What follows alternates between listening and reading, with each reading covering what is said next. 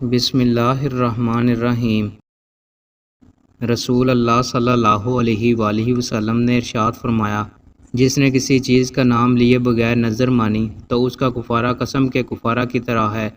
جس نے معصیت کی نظر مانی تو اس کا کفارہ قسم کے کفارے کی طرح ہے۔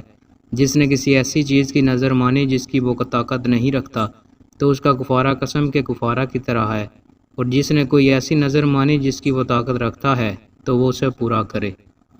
رسول اللہ صلی اللہ علیہ وآلہ وسلم نے ارشاد فرمایا، ظلم و سرکشی اور قطع رحمی ایسے گناہ ہیں کہ ان کے مرتکب کو اللہ دنیا میں سزا دینے کے ساتھ ساتھ اسے آخرت میں بھی ذخیرہ کر لیتا ہے۔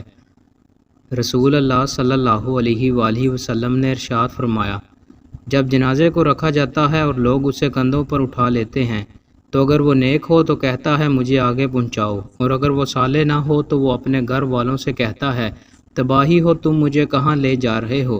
انسان کے علاوہ ہر چیز اس کی آواز سنتی ہے، اور اگر انسان سن لے تو وہ بے ہوش ہو جائے۔ رسول اللہ صلی اللہ علیہ وآلہ وسلم نے ارشاد فرمایا، جو شخص فوت ہو جائے اور اس کے ذمہ روزے ہوں تو اس کی طرف سے اس کا وارث روزے رکھے گا۔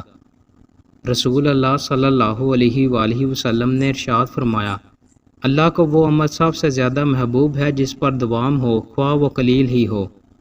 رسول اللہ صلی اللہ علیہ وآلہ وسلم نے ارشاد فرمایا، کوئی بندہ مومن نہیں ہو سکتا حتیٰ کہ وہ 4 چیزوں پر ایمان لے آئے۔ وہ گواہی دے کہ اللہ کے سوا کوئی معبود برحق نہیں اور میں اللہ کا رسول ہوں، اس نے مجھے حق کے ساتھ مبعوث کیا ہے، وہ موت اور موت کے بعد زندہ کیے جانے پر ایمان رکھتا ہو، اور وہ تقدیر پر ایمان رکھتا ہو۔ دوستو، مزید اچھی ویڈیوز کے لیے ہمارے چینل کو سبسکرائب لازمی کریں۔ بہت شکریہ۔